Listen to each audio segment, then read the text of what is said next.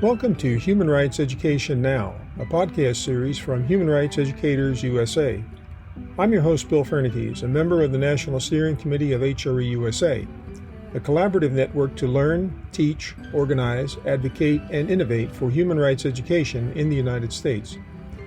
This podcast aims to raise awareness about human rights education and invites listeners to engage with the worldwide movement to make human rights education a core focus of educational programs from preschool through higher education and in both non-formal and informal community educational settings.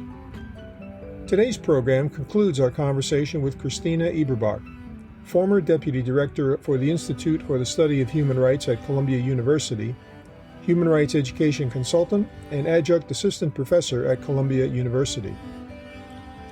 In this episode, Kristina discusses the challenges facing human rights education in the United States, notably the poor state of knowledge about human rights, the relationship between human rights education and social justice, how human rights education can be deployed to address rising threats of authoritarianism in the U.S. and globally, individuals who have inspired her work in human rights, key quotes that reflect her core values and principles in her work in human rights education, and her recommendations for advancing human rights education in the United States. So one of the, you might say, leitmotifs that comes across in many of our conversations on human rights education now is the poor state of knowledge about human rights in the United States. And since you taught at an elite university, I'm wondering if your experience there was similar to other ones that we've heard, that people came to the classroom with low or no knowledge about human rights.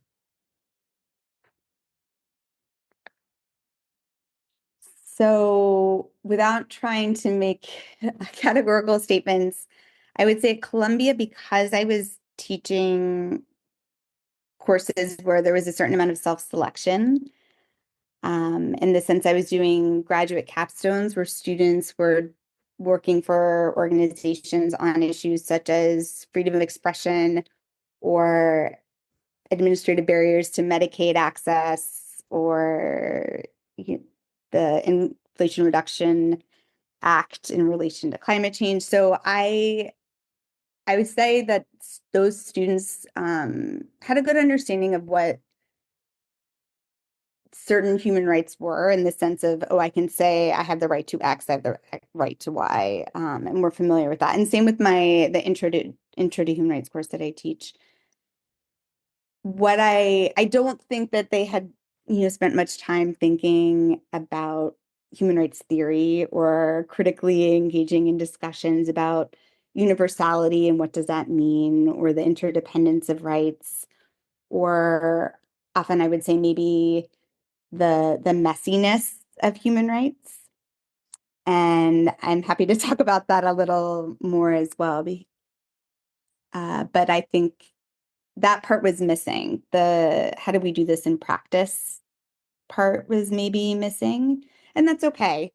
What I was struck, though, and continue to be surprised, though, by is the fact that they were familiar with concepts such as, intersectionality or institutional racism or other, what I see as human rights concepts, in terms of non-discrimination and equity. And so they were familiar of different struggles for human rights and justice in the United States and elsewhere. They weren't just necessarily always applying human rights to describe those things. But because they were familiar with those concepts, I felt like it was a readily available connection point to connect human rights more explicitly. But of course, we're at an elite, as you said, an elite university. And I certainly have had discussions with folks in different parts of, the country where human rights knowledge, it's not only, there's not an awareness of human rights, but if there is awareness, it's understood as something very different sometimes than how maybe I would describe human rights. There's an antipathy toward it that's really unfortunate and scary. So there is a lot of work to be done in this country, in terms of awareness of human rights, and not just awareness, I would say critical understandings of human rights. That sort of leads right into the next question, which deals with the relationship of human rights to social justice. You mentioned concepts like intersectionality, and one of the clearly hot button, for lack of a better term, discussions in the United States today is about diversity, equity, and inclusion. Now, I'm not a fan personally of using the acronym DEI, but I think it's in the public consciousness. So I'm wondering if you could comment on how you see the connection between human rights education and social justice as a large concept, a broad one.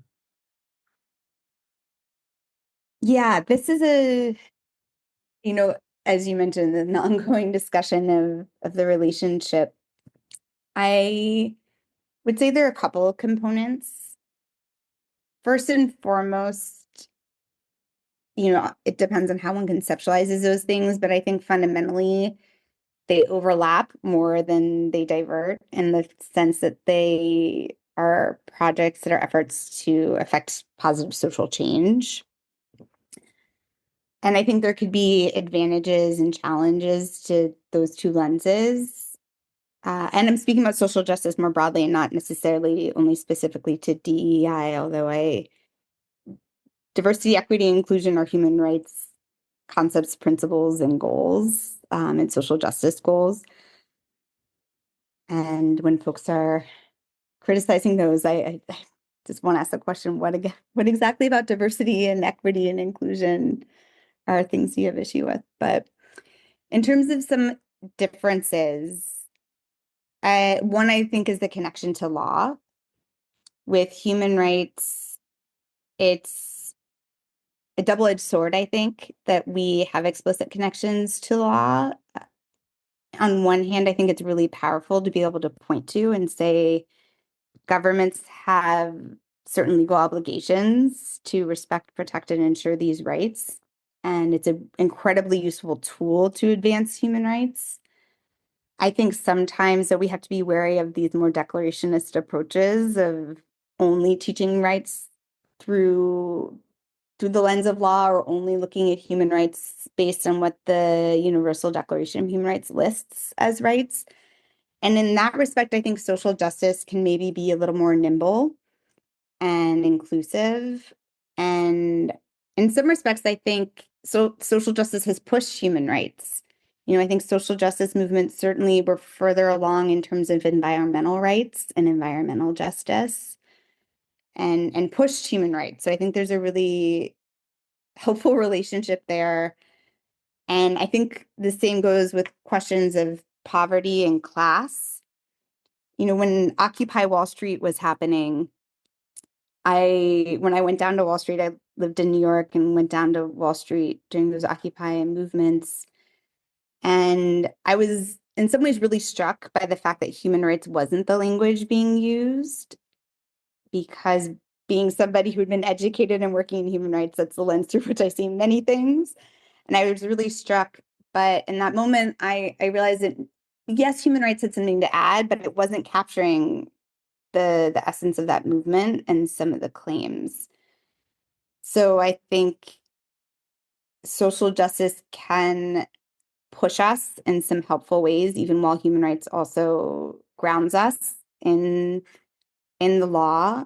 I do wonder about the mobilization component. I've seen some research, and I've seen it play out in practice also, that human rights doesn't necessarily mobilize folks to action in the same way that words like solidarity or social justice often mobilize folks. There are people far smarter than I am who've looked into this probably. But in some ways, I'm okay with whatever lens gets people to be motivated to take action. And I sometimes wonder, with, again, human rights being rooted in, we have this list. We say, these are things that are non-negotiable, that all human beings are entitled to because they're human beings. that's again incredibly powerful, but it's out there and there's room on the edges for more rights to be added, and that's important. But I wonder if social justice sometimes, because it is conceived as a little broader, just triggers the imagination and thinking about what kind of world we want to live in. And that's something I think human rights can learn from social justice, is this idea, the imagination of it. So I see a really symbiotic relationship and things that each can add to the other. In terms of this particular moment, I don't, which one are they going to be more willing to look at? I don't think we should be self-censoring. I'm really concerned and scared, even though I understand that some folks are afraid and their livelihoods are on the line, and maybe they have to make those difficult choices to not use certain words. I personally am a little scared of the efforts of self-censorship. But at the same time, if we call it human rights, if we call it social justice, if we call it something else, as long as the core beliefs and principles are there.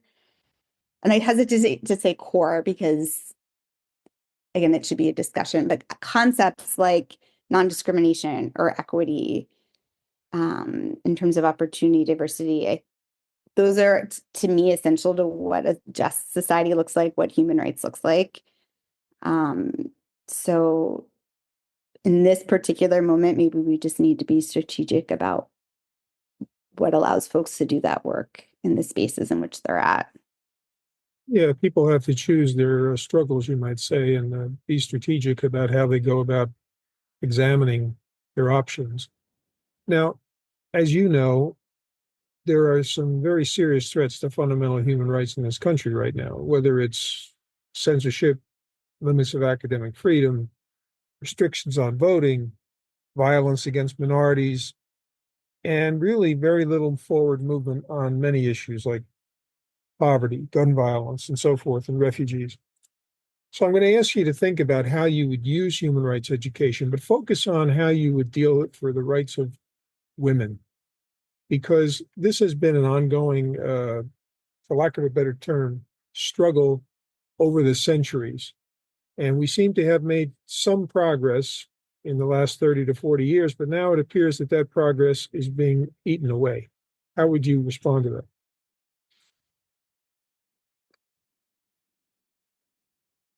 Yeah, I mean, as a as a woman, as the parent of children who, as of now, identify um, as being female, I'm terrified by some of these changes and in terms of what's protected in law. I guess in terms of human rights education specifically, I don't know how much my answer changes in terms of for women's rights as opposed to other things, other than in this particular moment, and we don't know what the world is going to look like in the future, if things are going to be better or worse. But right now, I think human rights education needs to support those who are already doing the work, and figure out ways where the important lessons learned can be shared more widely. Because there is expertise and people are working around the systems and finding really creative ways to protect women's rights, including the right to abortion and healthcare rights. And I think human rights education in that respect can play a role in documenting and then helping to share that, like that knowledge, sharing in those techniques with others, and also as a convening space. I think that's a really powerful component of human rights education in terms of bringing folks together and building community.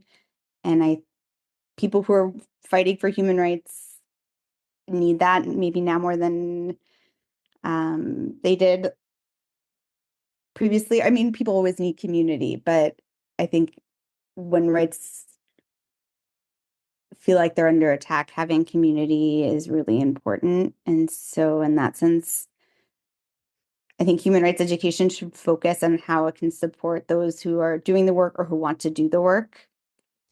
I think there's that longer term gain of I really struggle here because certain concepts like there should be equality and equity for all human beings, to me, is a really basic concept that I don't view as political. And the fact that it's being politicized makes it really difficult within education, because many teachers are limited in what they can do or say if it's perceived as political. But I don't think we would be having these discussions and challenges over the fact that this is a debate, the fact that whether or not certain individuals and groups have rights shouldn't even be the question. We should be talking about how we best get to those goals, those end goals, but we shouldn't have this, whether or not individuals are entitled to certain basic rights and treatment of equity should not be the conversation we're having. And I think if we can bring human rights education into K through 12 education, to get folks to be on board with those basic ideas, then long-term, hopefully, respect for women's rights and rights for others won't be on the table as a point of discussion. I know some folks also, these debates that are going on right now about where to put efforts and that maybe it's not worth trying to engage those who,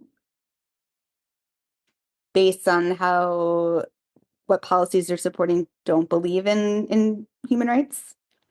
Or the rights of women, whether or not it's worth engaging. And I understand those arguments. I understand certain people are going to believe what they believe, and maybe no amount of education is going to change that. But I personally have to believe that education still has a role to play in what feels like a really divided society right now. I think there are still folks who fundamentally believe in an equal opportunity and a fair chance and the dignity of their neighbors. And human rights education and education can be an opportunity for mutual learning, for all of us to understand how we got to the positions we're at. And so I'm not quite ready to give up on engagement. I think there's work to be done. It's hard work and it's maybe slow work. And so, if any of the billionaires out there want to, contribute, I think they could be doing a lot of good by supporting human rights education and funding. But of course, you're raising an important issue that really has implications for the civic space, because if people don't talk to one another, then there's not going to be much progress at all. There'll just simply be camps, you might say, that disagree and don't communicate. So I think Hannah Arendt raised a very important issue when she talked about the right to have rights. yeah. And that idea is sometimes lost. And I think right now we're under a lot of misinformation from the current administration about this concept. So it's important to keep the educational flame burning. I agree with you. Well, let's turn to the last few questions here. So, what would be the most influential role model, meaning who would be the most influential role model for your work? Still alive or someone who's passed on? This is a tricky one. Because I've really been lucky to work with some incredible folks in human rights and human rights education.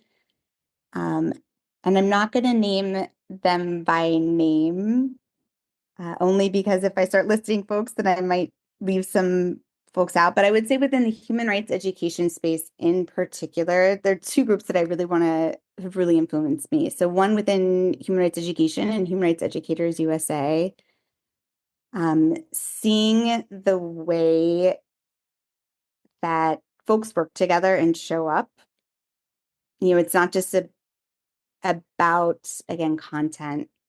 I've been so inspired by seeing folks whose work I'd read, when I was first getting into this field, then invite me to facilitate a conversation. Or these folks who stand up in the middle of a human rights conference and inspiringly say, we should be talking to each other. We should be in community. Let's do this.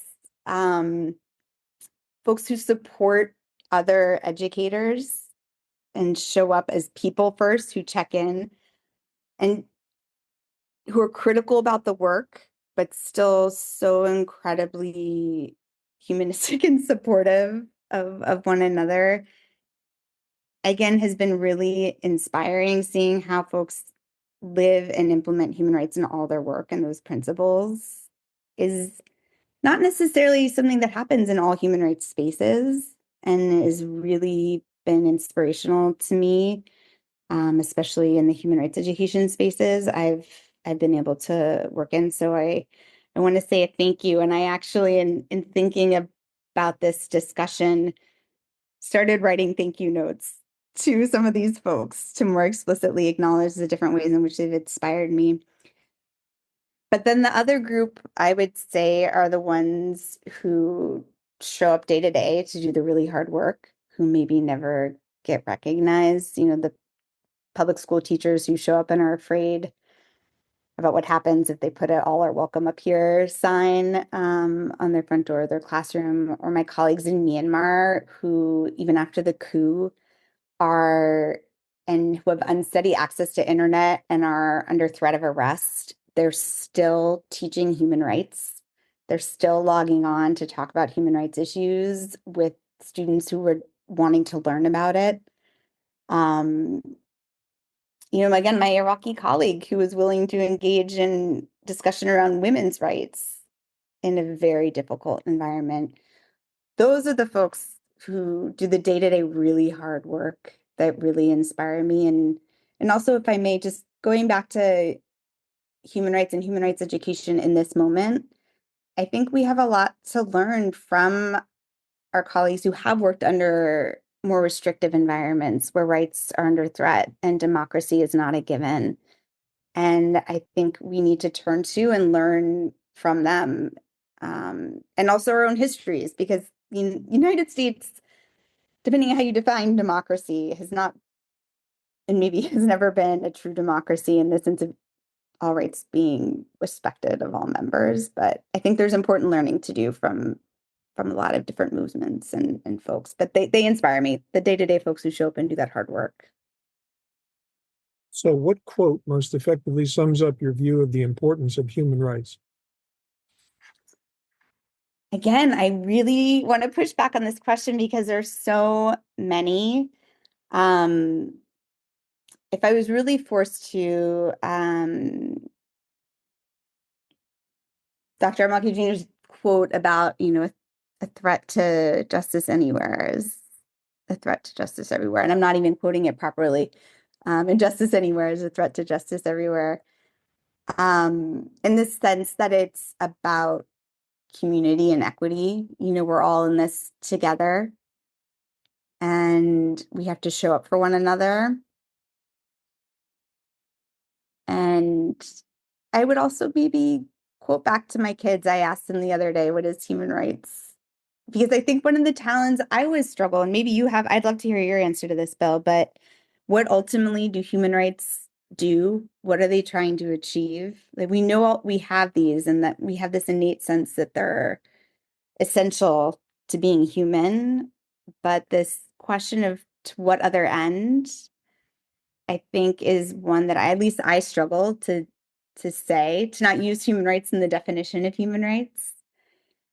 And something that stuck out for my kids, which I then circle back to as something maybe key, is just this idea of equal opportunity and equal treatment and equity. And they also said, for freedom. And I try to hold on to how my kids who were very young understand human rights, because those are the basics. So I try to go back to the basics. Well, you asked me a question. I would say that human rights are a foundation for human development into free and peaceful human beings. And that goes beyond just human behavior because Yeah. it requires us to examine our relationship with other species and the natural world. And I think too often human rights has been defined only as human centered.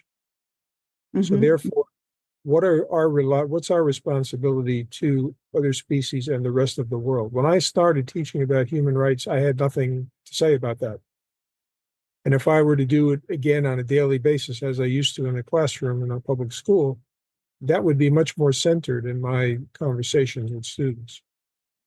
And I think that in that sense, the human rights education movement could use some broadening. Yeah. The public deliberations about human rights cannot just be about civil and political rights.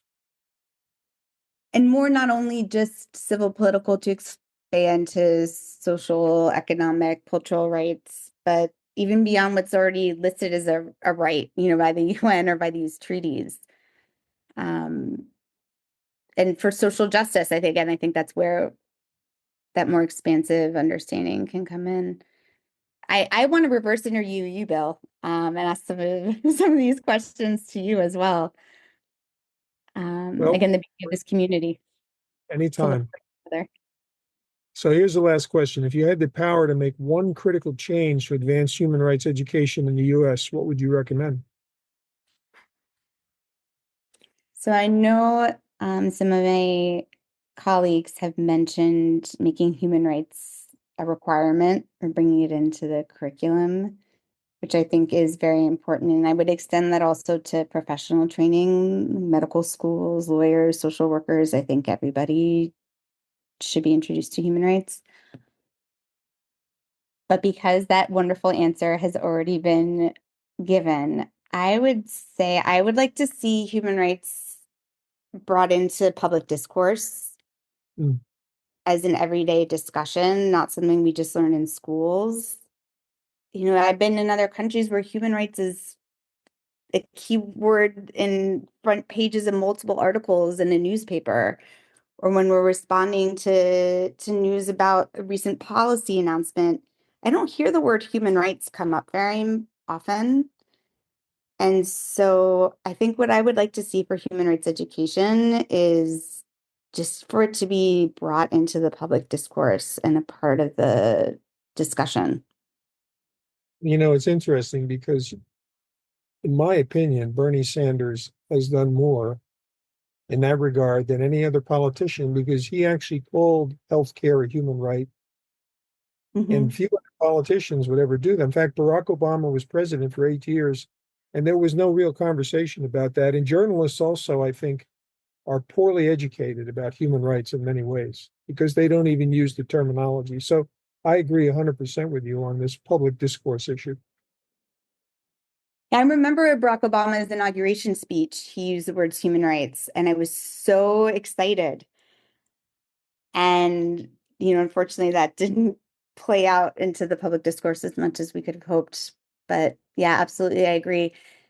And it goes back to the journalism. I guest lecture for a class in the journalism school where I talk about human rights in journalism. But if that was just integrated into all of these dimensions of education, then that would, yeah, there's multiple entry points, but we all need to be Right. talking I about mean, it a more current explicitly. example, a current example that I think is on point is the evisceration of the EPA that's happening right now. Well, we should have the right to a clean environment. But why is nobody talking about it as a human right? They're talking about it in very constricted terms. And I think that would raise the consciousness of the public. Absolutely. So much of these policies are direct threats to human rights, but we're not calling it that. I agree 100%. Well, Kristina, this has been a wonderful conversation.